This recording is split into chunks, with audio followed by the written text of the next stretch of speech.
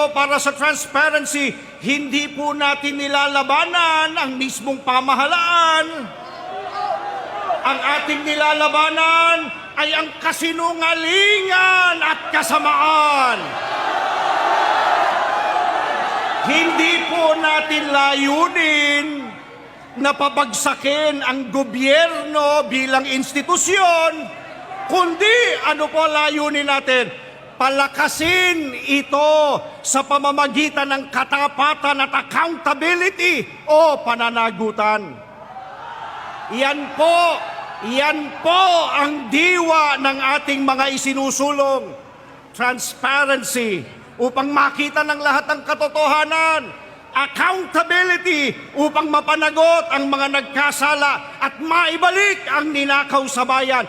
Justice upang pairali ng batas ng walang kinikilingan. Baka hindi nila tayo narinig.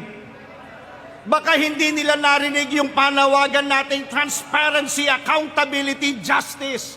Baka dapat iparinig natin. Isa-isahin po natin sa kanila. Ano po yung una? Ano yung pangalawa?